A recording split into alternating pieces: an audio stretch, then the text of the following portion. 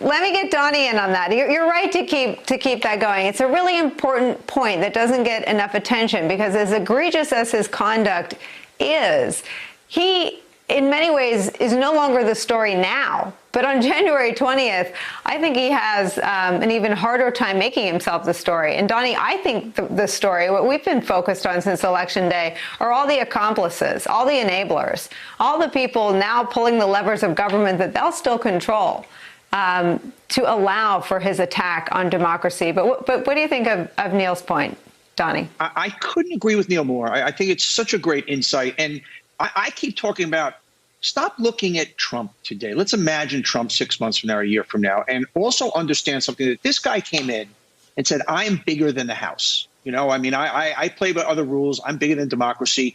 So if you think of every law enforcement person, whether they're FBI, whether they're in the Attorney General's office, whether it's in the U.S. Attorney's office, they are going to spend the rest of their careers trying to say one thing: nobody is bigger than the House. And that's why the stories about, where I think Neil was so insightful in bringing up the Republican Party, because what they're going to be looking at a year from now is a guy who's under indictment from every which way. You know, Donald Trump is a criminal, and I believe the U.S. Attorney is going to RICO him. And I talked about this on the show before. RICO is basically the racketeering thing that Giuliani brought years ago, ironically, that basically says that somebody who's in the middle of an organization, whatever's done in that organization, they can be held accountable. That's the way they got crime bosses. Donald Trump is nothing more than a cheap crime boss.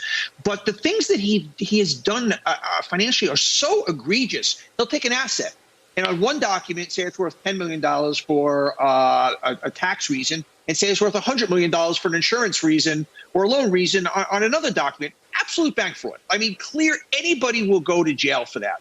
He's done things where he's just written off consulting fees to his kids. I mean, you just say, you know, I'm not going to pay $1 million in taxes because I gave $1 million to my daughter, so there's no taxes. I mean, things that everybody goes to jail for.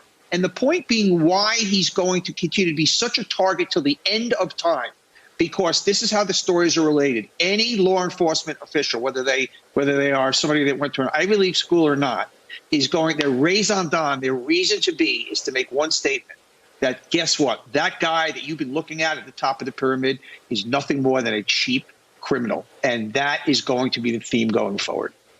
Hey there, I'm Chris Hayes from MSNBC. Thanks for watching MSNBC on YouTube. If you want to keep up to date with the videos we're putting out, you can click subscribe just below me, or click over on this list to see lots of other great videos.